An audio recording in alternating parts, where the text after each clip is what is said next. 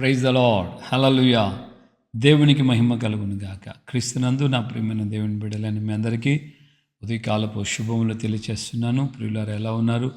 మన ప్రభువును రక్షకుడైన దేవుడు ఇంతవరకు మనల్ని ఆయన కాపాడి సంరక్షించారు. ఈ మాసం నవంబర్ మాసం 29వ తేదీ 5వ శనివారపు దినానికి మనల్ని దేవుడు ఈ విధంగా క్షేమంగా తీసుకొచ్చాడు. రేపు 30వ దినంతో ఈ మాసం గతించిపోతుంది. దేవుడు ఈ విధంగా అనుక్షణం అనుదినం ఆయన మనల్ని కాపాడి సంరక్షించారు. అందుకు దేవునికి మహిమ కలుగును గాక. ఆమేన్. హల్లెలూయా. ప్రియులారా, మనం ఈ రోజున ఒక చక్కటి దేవుని లేఖనాల్లో ఉన్నటువంటి మాటలు మనం ధ్యానించబోతున్నాం. ఊహించలేని ఆశీర్వాదాలలో దాగి ఉన్న బలం. Amen. Hallelujah. Finding strength in unexpected blessings. ఊహించలేని రీతిలో, ఊహించడానికి వీలు కాని రీతిలో కలిగినటువంటి వస్తున్న ఆశీర్వాదాలలో ఉన్నటువంటి బలము, శక్తి అని మనం చూడవచ్చు. దేవుని బిడ్డలారా, దేవుని ప్రజలైనటువంటి మనం, దేవుని బిడ్డలైనటువంటి మనల్ని దేవుడు ఆస్వాదించాలని ఆయనకి ఇష్టమే, ఆయన కోరికే. ఆయన మనల్ని ఆస్వాదించడానికి మనం అనుకున్నట్లుగా సులభతరమైనటువంటి మార్గాల ద్వారా ఆయన మనకు ఆశీర్వాదాన్ని కలుగుచాడు.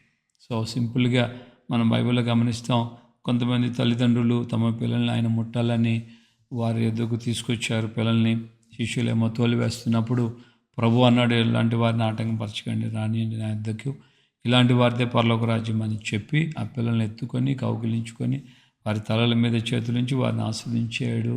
అక్కడి నుంచి వెళ్ళారు అని మనం చూస్తాం. కానీ ఈ యొక్క దినాన మనం గమనించినప్పుడు సులువైన మార్గాలలో, సులభమైన రీతిలో, మనకు అంత కంఫర్ట్గా అనుకూలమైన వాతావరణాలలో ఉన్నటువంటి సమయాల్లో ఆ ఊహించని ఆశీర్వాదాలు రావు.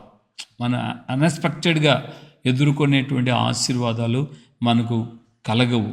దానికి బదులుగా మనము ఇలాంటి క్షేమకరమైన, సులభకరమైనటువంటి ఆ పరిస్థితుల్లో మనము ఆ ఆశీర్వాదాలని ఎదురు చూడలేం. దానికి బదులుగా దేవుడు ఆ ఆశీర్వాదాలని ఎప్పుడు ఇస్తాడంటే, కష్టాల మధ్యలో, బాధల మధ్యలో, కన్నీళ్ళ మధ్యలో, అవమానాల మధ్యలో, రోగాల మధ్యలో, తృణీకారం మధ్యలో, పరిహసించబడుతున్నటువంటి ఆ పరిస్థితుల్లో, అలాంటి పరిస్థితుల్లో, ద్వేషించబడుతున్న ఆ పరిస్థితుల్లో దేవుడు మనకు ఆ ప్రత్యేకమైనటువంటి ఆ దీవెనలు, ఆశీర్వాదాలు ఆయన మనకు అనుగ్రహిస్తాడు. దేవునికి మహిమ కలుగును గాక. హల్లెలూయా. యేసేపు యొక్క జీవితాన్ని మనం చూస్తాం. యేసేపు అన్నల చేత అమ్మివేయబడ్డాడు. అన్నలు అతన్ని మోసం చేసి అమ్మేశారు. యేసేపు అక్కడి నుంచి ఆ యొక్క ఐగుప్తుకి వెళ్ళిన తర్వాత బానిస బ్రతికాడు.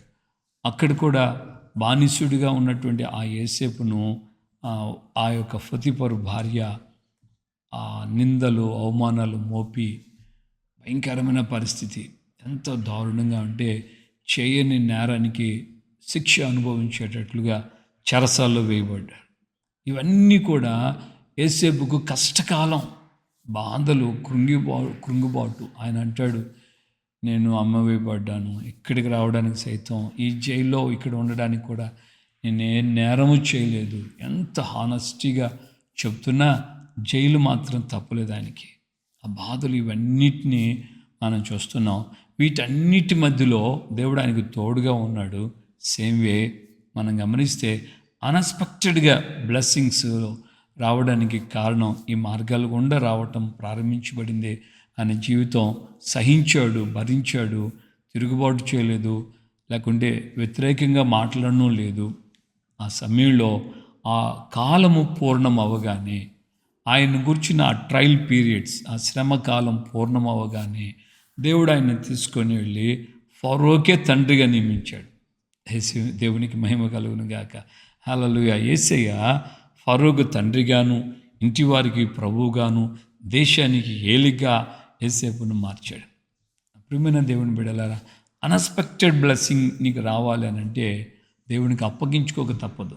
బాధలు వస్తాయి, కష్టాలు వస్తాయి, శ్రమలు వస్తున్నాయంటే వీటన్నిటి మధ్యలో నువ్వు సహనముతో, ఓర్పుతో దేవుని మీద ఆధారపడి, అయ్యా నా జీవితాన్ని నీ చేతికి అప్పగిస్తున్నాను, నీ చిత్తానుసారంగా నన్ను నడిపించండి అని ఆయనకు అప్పగించుకున్నప్పుడు ఆ మార్గాల్లో నీకు అధికమైనటువంటి ఆశీర్వాదాలతో కూడిన శక్తిని, ధైర్యాన్ని, రూలింగ్ని కూడా దేవునికి అనుగ్రహిస్తాడు. యేసేపు రూల్ చేయటం ప్రారంభించాడు. ఐగుప్తు దేశాన్ని ఏలుబడి చేస్తున్నాడు అని రాయబడి.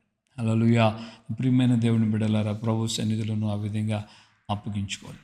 సెకండ్, మనం గమనిస్తే అన్ఎక్స్పెక్టెడ్ బ్లెస్సింగ్స్. సో తృణీకరించబడినటువంటి ఆ యొక్క జీవితాన్ని మనం చూస్తాం. హాగరు శారా ద్వారాను అబ్రహాం ద్వారాను వెళ్ళగొట్టబడింది.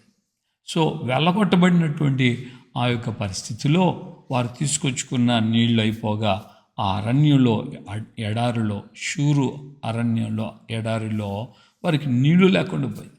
ఆ బిడ్డను వింటి వేతంతో దూరంలో పడివేసి ఈమె ఒక చోటుకి వెళ్ళి కూర్చొని ఏడుస్తూ ఉంది. ఇక చూస్తూ ఉండగానే నా కుమారుని యొక్క పరిస్థితి చనిపోబోతున్న పరిస్థితి.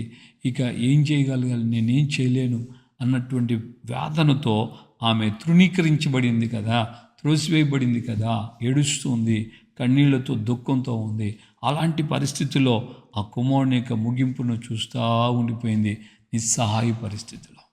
కానీ దేవుడు అన్నాడు ప్రత్యక్షమై, హాగరు నీకేమొచ్చింది, లేచి నీ కుమారుని చేత పట్టుకో అని దేవుడు ఆమెతో మాట్లాడగా, దేవుడు చెప్పిన మాటకు లోబడిన ఆవిడ ఆ బిడ్డను పట్టుకున్నప్పుడు దేవుడు అక్కడ ఒక గోతిని చీల్చెను అని రాయబడి. దేవుడు అక్కడ గోతిని చీల్చగానే వారు నీళ్లు త్రాగి తమ ప్రాణములు తెప్పరిల్లాయి. తృణీకరించబడ్డావా, త్రోసివేయబడ్డావా, నిందించబడుతున్నావా, అవమానపరచబడ్డావా, అక్కడ దేవుడు నీకంటూ ఒక ప్రత్యేకమైనటువంటి మార్గాన్ని ఆయన తెరవబోతున్నాడు. ఇప్పటికీ ముస్లిం సహోదరులు ఆ యొక్క జంజం అనే ప్రాంతానికి, ఆ మక్కాకి వెళ్ళినప్పుడు అక్కడ నుంచి వాటర్ తీసుకొచ్చుకుంటారు. జంజం వాటర్. ఆ వాటర్ని తీసుకొచ్చుకొని ఇప్పటికీ వారు పవిత్రంగా దాన్ని భావిస్తారు. ఇప్పటికీ అది చాలా విషయాలు దాని గురించి ఉన్నాయి. జంజం వాటర్ గురించి మీరు యూట్యూబ్లో కూడా సెర్చ్ చేసి చూడండి. జంజం వాటర్ గురించి, అది దేవుడు చీల్చిన గోతి. ఆ నీళ్లు ఇప్పటికీ ఇన్ని వేల సంవత్సరాలు, బహుశా మనం గమనిస్తే 5000 years ago అని ఉన్నాడు. సో వాళ్ళు చెప్తున్న మాటల ప్రకారంగా హిస్టారికల్గా గమనిస్తే అబౌవ్ 5000 yearsగా ఆ బావిలో నీళ్లు అయిపోనే లేదు. శాస్త్రవేత్తలు, ఒక దేశానికి సంబంధించిన శాస్త్రవేత్తలు ఆ బావి నీళ్ళన్నీ తీసేసి ఒక ఫ్రెష్గా మళ్ళీ దాన్ని క్లీన్ చేసి చేద్దామని వాళ్ళు ఎన్నో ప్రయత్నాలు చేశారట. కానీ వాళ్ళు తీసిన నీళ్ల కంటే అధికంగా పెరిగాయే తప్ప ఒక్క బొట్టు కూడా ఆ నీళ్లు తరిగిపోలేదు. హల్లెలూయా. ఆ యొక్క హాగర్ కోసం దేవదూత చీల్చినటువంటి ఆ నీళ్లు జంజం వాటర్ అని ముస్లిం సహోదరులు ఇప్పటికీ అక్కడికి వెళ్ళిన వాళ్ళందరూ తీసుకొచ్చుకొని వాడుకుంటున్నారు. దేవుని బిడ్డలుగా ఈరోజున మనం గమనించాలి, తృణీకరించబడి, త్రోసివేయబడి, పరిహసించబడి, అవమానపరచబడినటువంటి జీవితానికి అన్ఎక్స్పెక్టెడ్ బ్లెస్సింగ్, అనుకోని రీతిలో ఆశీర్వాదాల్లో ఉన్న శక్తి, ప్రాణము తెప్పరిల్లెను. హల్లెలూయా. మూడవదిగా మనం గమనిస్తే దావీదు జీవితం. దావీదును కూడా భయంకరంగా దూషించాడు. సొంత అన్నలే, రేయ్ నీకు గర్వం ఎక్కువైందిరా, నువ్వు ఆ మందను వదిలిపెట్టి వచ్చి ఇక్కడేం చేస్తున్నావు, నాటకాలు పడుతున్నావా అన్నట్లుగా అంత ఘోరంగా దావీదును సహోదరులు మాట్లాడుతున్నారు. వాళ్ళు పెద్దన్న మాట్లాడేటట్లుగా, రే నీకు ఇక్కడేం పని, ఎందుకు వచ్చావు ఇక్కడికి, ఆ గొర్రెలు ఏం చేసావు, నీకు బాగా ఎక్కువైపోయింది అన్నట్లుగా తృణీకరించాడు, దూషించాడు, అవమానపరిచాడు. దావీదేమో అన్నల క్షేమం తెలుసుకురమ్మని నాన్న పంపిస్తూ వచ్చాడు. అక్కడున్న ఇజ్రాయేలు ఎదుర్కొంటున్న ఆ పరిస్థితిని చూసి దైవ సంబంధమైన రోషం కలిగి, ఈ సున్నతి లేని ఫిలిష్తీయుడు అంతటి వాడు, జీవముగల దేవుని సైన్యమైనటువంటి ఈ ఇజ్రాయేలుని తిరస్కరించడానికి ఈ సున్నతి లేని ఫిలిష్తీయుడు అంతటి వాడు అంటూ దైవావేశంతో అని మాట్లాడుతుంటే సొంత అన్నలే తృణీకరించారు, అవమానపరిచారు, ఆ విధంగా దూషించడం ప్రారంభించారు. ఆ పరిస్థితుల్లో మనం గమనిస్తున్నాం, దేవుడు దేవుడు ఆ దావీదుకు తోడై ఉండి ఆ గొల్యాతు మీద గొప్ప విజయాన్ని ఆయన అనుగ్రహించాడు. హల్లెలూయా. ఆయన ఖడ్గము లేకయే ఒడిసెలు చేతపట్టుకొని వెళ్ళి దావీదును ఒడిసెలతో కొట్టి దావీదు గొల్యాతును ఒడిసెలతో కొట్టి చంపాడు అని రాబడి. హల్లెలూయా. దావీదు చేత గొల్యాతు చంపబడ్డాడు. ఇశ్రాయేలు అందరూ కేకలేయటం ప్రారంభించారు. అప్పటి వరకు తృణీకరించబడినటువంటి దావీదు జీవితంలో ఎక్కడి నుంచి వచ్చింది ఈ స్ట్రెంగ్త్, ఈ బలం ఎక్కడి నుంచి వచ్చిందంటే దేవుడు ఆ నిందల అవమానాల మధ్యలో వెళ్ళినటువంటి దావీదుకు, దైవికమైన ఆసక్తి కలిగిన దావీదుకు, దేవుని ప్రజలను గూర్చి, దేవుని సైన్యమును గూర్చిన వైరాగ్యం కలిగిన దావీదుకు దేవుడు పరము నుండి శక్తినిచ్చాడు, బలమునిచ్చాడు. దావీదు పక్షాన దేవుడు యుద్ధం చేశాడు. దావీదు గొల్యాతు మీదకి వడిసెలు విసిరితే రాయి ఇక్కడ తగిలి కింద ఎట్టుపడాలి, వెనక్కబడాలి. కానీ వాక్యం చెప్తుంది అతడు బోలన పడ్డాడు అని. అంటే నేను అనుకుంటున్నాను, దేవుడు ఇక్కడ కొట్టుంటాడు, ఆయన దెబ్బకి ఈ తగిలిన రాయికి మనోడి కిందకి ఫ్లాట్ అయిపోయాడు. పడటంతోనే దావీదు పరుగున వెళ్ళి వాడి కత్తి తీసి వాడి తలకైనా నరికేశాడు. హల్లెలూయా. ఈ యొక్క ఊహించినటువంటి సమయంలో అద్భుతమైనటువంటి ఆశ్చర్యమైన ఆశీర్వాదాలు దేవుడు నీ కొరకు ఆయన ఏర్పాటు చేశాడు. కలవరపడకు, చింతించుకు, అధైర్యపడకు. దేవుడు నీ కోసం అంటూ ఏర్పరిచినటువంటి ఆ గొప్ప దీవెనలు, ఆశీర్వాదాలు నీకు ఆయన అనుగ్రహిస్తాడు. దేవునికి మహిమ కలుగును గాక. హల్లెలూయా. నా ప్రియ దేవుని బిడ్డలారా, ఈ ఉదయకాలం ముందు దేవునికి సన్నిధిలో నిన్ను నీవు అప్పగించుకొని ఉత్సాహంగా, సంతోషంగా ఈ మార్గాలు గుండా వెళ్తున్న ప్రభువానికి వందనాలు. నడిపించే దేవుడు నీవే, నీకు అసాధ్యమైనట్టు ఏమీ లేదు. నన్ను నడిపించండి, మీ చిత్తానుసారంగా ఈ ఉన్నతమైనటువంటి భాగ్యాన్ని నాకు కలుగు చేస్తూ నడిపించండి అని చెప్పి మనం ఆయనకు ప్రార్థన చేసుకున్నప్పుడు నిత్యముగా ఆయన నూతన బలమును, నూతన శక్తిని, అభిషేకమును, ఆరోగ్యమును అనుగ్రహించి ఆయన నిన్ను, నీ కుటుంబాన్ని నడిపిస్తాడు. నీ పిల్లల విషయంలోను, నీ భార్య విషయంలో, లేక నీ భర్త విషయంలో, నీ తల్లిదండ్రుల విషయంలో, ఇరుగు పొరుగు ఉన్నటువంటి ప్రజల మధ్యలో కూడా దేవుడు నిన్ను బలమైనటువంటి శక్తితో నింపి నీ కొరకు ఆయన దాచి ఉంచిన ఆశీర్వాదాలు, బలముతో, శక్తితో కూడినటువంటి ఆశీర్వాదాలు నీకు ఆయన అనుగ్రహిస్తాడు. ప్రార్థన చేసుకుందాం. ప్రేమగల తండ్రి, మీ పాదాలు స్తోత్రం. ఈ మాసం యొక్క చివరి శనివారపు దినానికి మమ్మల్ని తీసుకొచ్చావు.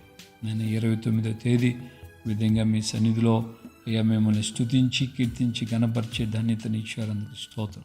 ఈ దినాన్ని మీరు అనుగ్రహించిన మీ వాక్కును బట్టి మీ స్తోత్రం. ప్రతి మాట అయ్యా మా హృదయాల్లో నీరు కట్టి ఫలింపచేయండి ప్రభువా.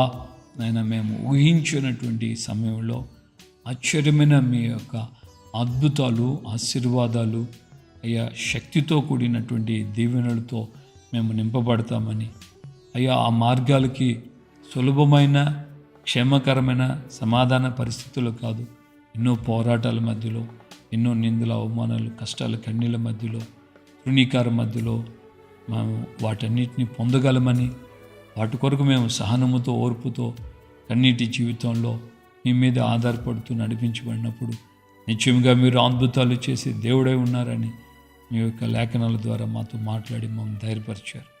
ఈ మాటలు విన్న మేమందరము మీ సన్నిధిలో ఆ విధమైనటువంటి కృపలో ఎదుగుటకు, బలపరచబట్టుకు సహాయం చేయండి. ఘనత, మహిమ, ప్రభావాలు మీరు మాత్రమే పొందమని యేసయ్య పరిశుద్ధ నామములో ప్రార్థన చేసి పొంది ఉన్నాము తండ్రి. ఆమేన్. మన ప్రభువైన యేసుక్రీస్తు కృపయు, తండ్రి అయిన దేవుని ప్రేమ, పరిశుద్ధాత్మిక అన్యోన్య సహవాసం, సమాధానం ఇప్పుడు ఎల్లప్పుడూ సకల పరిశుద్ధులకి మనకు ప్రభు రాకడ పర్యంతం కృపతోడేమిటి నడిపించును గాక. ఆమేన్, ఆమేన్, ఆమేన్. హల్లెలూయా. ప్రభుపేట అందరికీ వందనాలు. నిత్యముగా మన కొరకు ఆయన దాచి ఉంచిన మేలు ఎంతో గొప్పవి. ఆశీర్వాదాల్లో ఉన్న శక్తిని, బలాన్ని మనం అనుభవిద్దాం. ఆ ఆశీర్వాదాలు మన మీదకి రావాలంటే మనం సహనముతో, ఓర్పుతో మనం వాటి కొరకు కనిపెట్టాలి, ఎదురు చూడాలి. నిత్యముగా దేవుడు మనకు మేలు చేస్తాడు. కృప మనకు తోడుగా ఉండను గాక. ప్రభుపేట అందరికీ వందనాలు. మీరు దయ ఉంచి అనేకులకు మీరు దీన్ని షేర్ చేయాలని ప్రేమతో కోరుకుంటున్నాను. ఆమేన్.